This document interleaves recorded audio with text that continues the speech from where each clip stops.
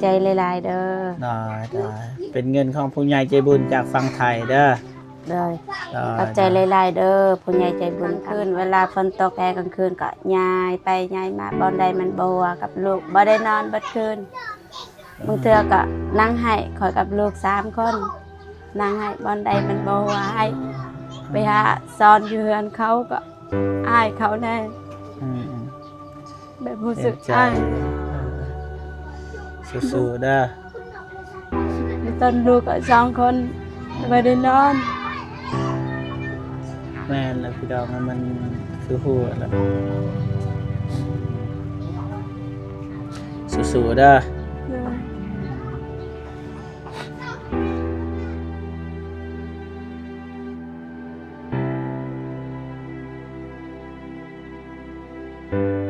เบิดเลยพี่น้องเอ้ยในกล่องนี่ถ้าตัวจริงนี่เห็นเบิดนี่นี่แหละเดือนสารนิดน้อยนี่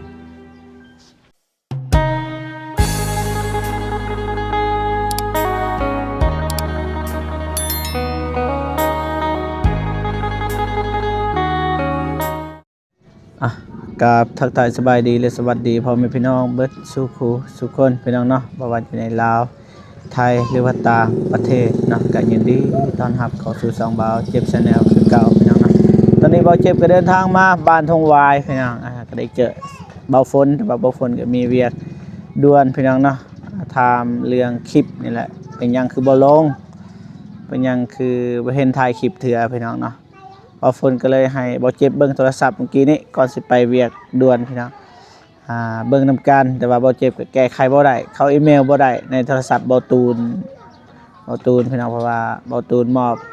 โทรศัพท์บ่ตูนนั่นแหละให้บ่ฝนใส่ก่อนแต่ว่าเข้าอีเมลบ่ได้จักเทื่อบ่ฮู้ว่าเป็นอะไรพี่น้องเนาะบ่เจ็บก็พยายามเต็มที่เลยพี่น้องแต่ก็เฮ็ดหยังบ่ได้พี่น้องเนาะแต่ว่าตอนนี้บ่เจ็บก็มาหาเอื้อยเพิ่นเอื้อยที่เบาเตียงเคยทายพี่น้องเนาะบ่สบายเจ็บท้องนั่นแหละแต่บ่มีเงินไปโรงหมอแต่ว่ามีผู้ใหญ่ใจบุญนั่นแหละจากฝั่งไทยอ้ายเพิ่นเห็นอ้ายก็เลยส่งเงินมาให้ก็ให้เอื้อยเพิ่นไปซื้อยุกซื้อยาแล้วไปโรงหมอพี่น้องเนาะเป็นอะไรให้ติดตามไปนำกันว่าเอื้อยเพิ่นดีหรือบ่หรือว่ายังทางยังสิเอาเงินให้ประมาณ1 ล้านกีบพี่น้องเนาะประมาณนี้พี่น้องเพราะว่าความตั้งใจของอ้ายก็คือทำอิฐนี่เงินก้อนนี้ก็สิให้น้องโมพี่น้องแต่ว่าให้ทางนี้ก่อนพี่น้องเพราะว่าทางนี้ก็เอาบ่สบายพี่น้อง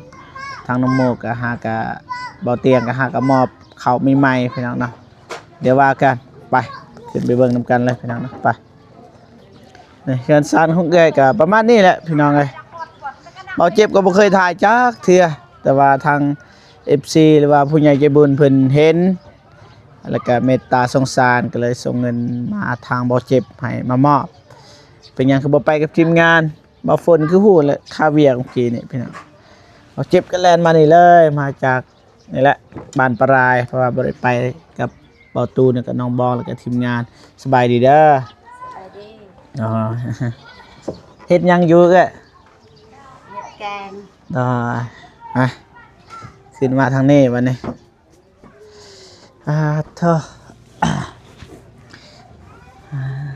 ที่จริงนะบ่เจ็บก็บ่เคยถ่ายพี่น้องเลย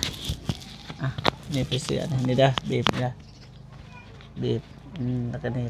ใส่เสื้อได้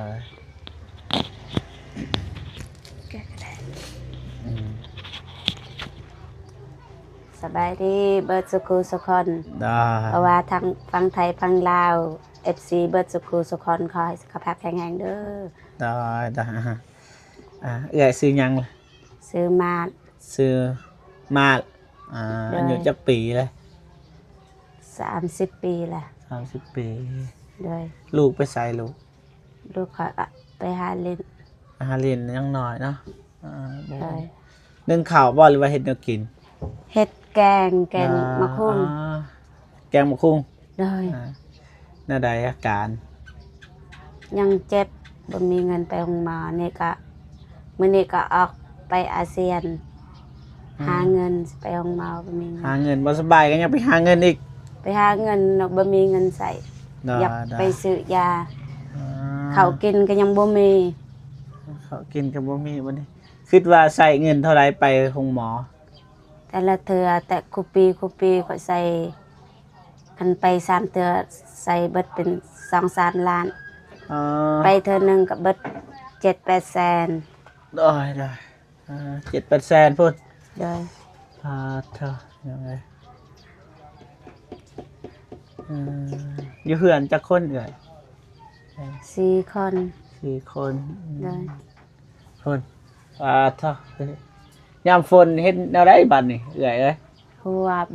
นอนบ่ได้ยามฝน ยาม มีแต่ มันบ่ได้นะนี่ปัด มี โต แต่หานั่งบ่ได้มันบ่หัว กลางคืนนี่บ่เหลือฝนตกนี่พี่น้องเอ้ย บ่ได้นอน เท่าเห็นเดือนเห็นดาวเลยยามฝนบ่เหลือพี่น้อง โดย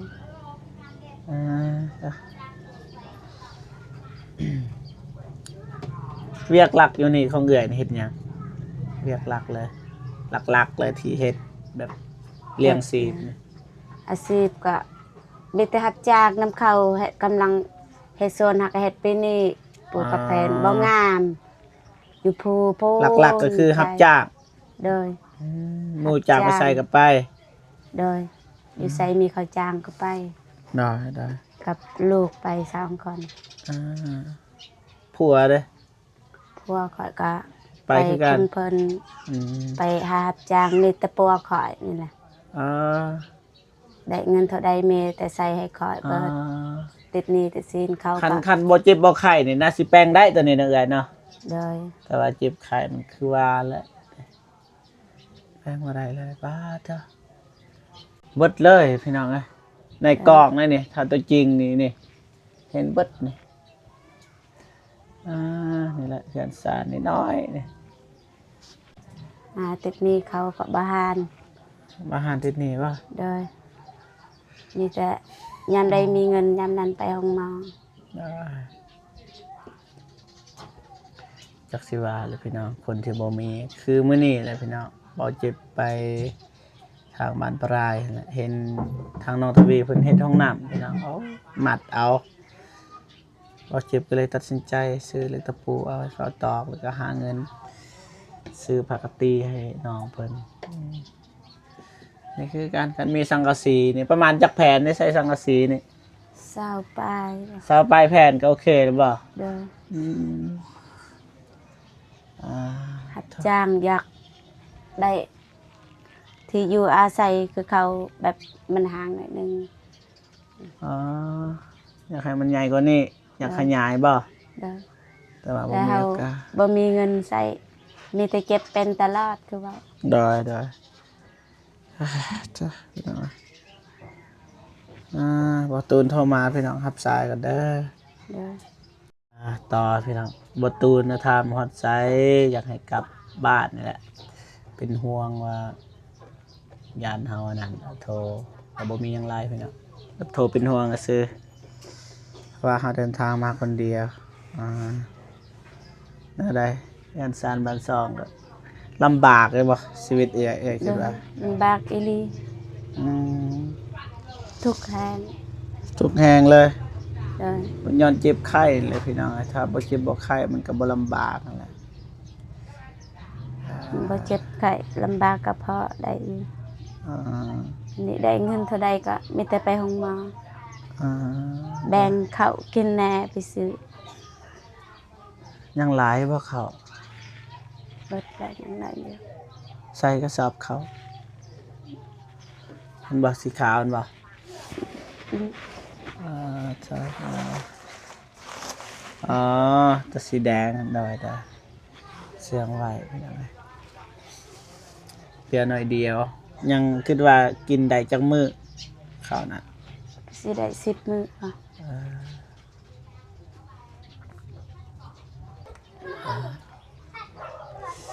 จักสิถามเลยพี่น้องนะจะสิถามเอื้อยเด้อในชีวิตนี่ตอนนี้นี่เอื้อยต้องการหยังหลายที่สุดเพราะว่าเฮาฮู้อยู่ต้องการหลายสิ่งหลายอย่างแต่ว่าอันหลักๆเลยที่เอื้อยต้องการคือหยัง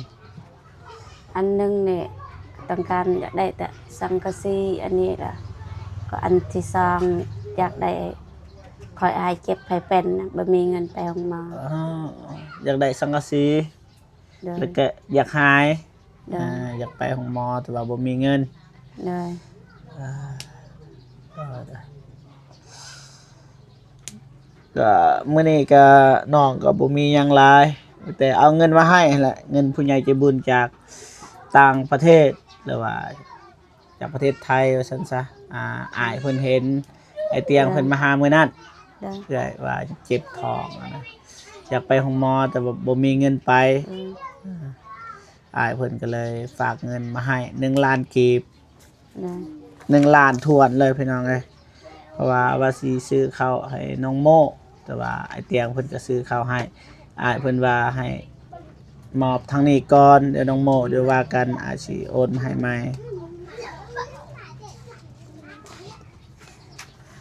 6 7 8 9 10อันนี้น้องสิเอาเงินให้แล้วก็ไปห้องหมอเด้อ โดย ตรวจสุขภาพแล้วกินยายุบซะ โดย อ่า ขอบใจหลายๆเด้อ ได้เป็นเงินของผู้ใหญ่ใจบุญจากฝั่งไทยเด้อ โดย ได้ ขอบใจหลายๆเด้อผู้ใหญ่ใจบุญทางไทยบ่ว่าทางไทยทางลาวทาง FC ทางเฮาทางบ้านเฮาเบิดสุขคนขอให้สุขภาพแข็งแรงขอให้ร่ำรวยขอให้หังดีได้เด้อขอให้อายุมันขวัญยืนไปให้ยอดจอดให้ถึง สาธุ สาธุ เก็บไว้เด้อเก็บไว้แล้วก็ไปห้องหมอเด้อ โดย สิได้หายเพราะว่าเฮาก็ซอยยังหลายบ่ได้คือของฟันของเอื้อยก็คือนี่แหละพี่น้องเอ้ยสังกะสีนี่แหละคือสังกะสีพี่น้องแล้วก็อยากหายอยากไปห้องหมอนี่แหละนี่หลักๆอันนี้แหละบ่อยากอยู่เปียก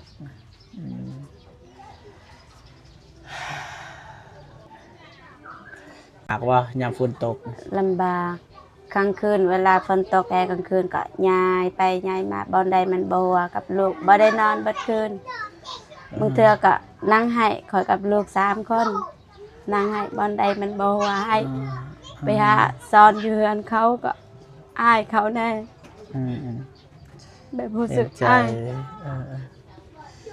สู้ๆเด้อ ตอนลูกก็2 คนบ่ได้นอน แม่นแล้วพี่ดองมันคือหัวแล้วสู้ๆเด้อ เออ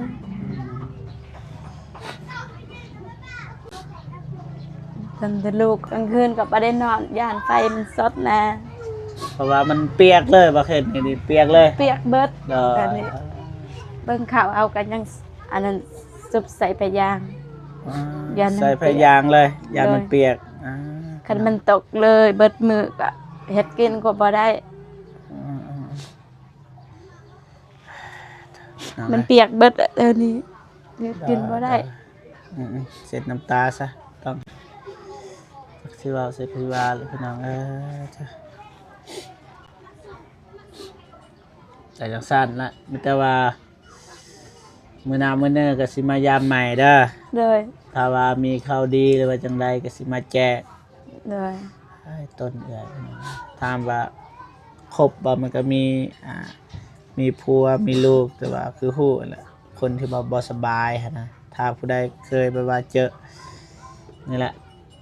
คนที่บ่สบายมันลำบากไปเบิดมีเงินเท่าไรมันต้องเบิดขนาดคนรวยทุกข์ยอดก็มี เป็นหยังแบบเจ็บเป็นหยัง แบบเจ็บมันลูกแบบแสบมันออกฮอนกลางคืนมือเตือมันเจ็บแอมก็นอนบ่หลับ มัน 2-3 อักเสบเลยบ่ อักเสบไปอีโกแล้วเขาว่าอักเสบก็เฮาบ่มีเงินสิปัว ตัวอย่างว่าปัวนี่ใส่เงินเท่าไหร่ปัวแล้วปัวอยู่บ่ คือสิหลายอยู่ดอกนะแต่ละเทื่อเฮาไปก็เสียเป็น 2-3 ล้าน แต่ยังบ่เซา บ่ ย่านว่าไปห้องหมอน้อยบ่จัก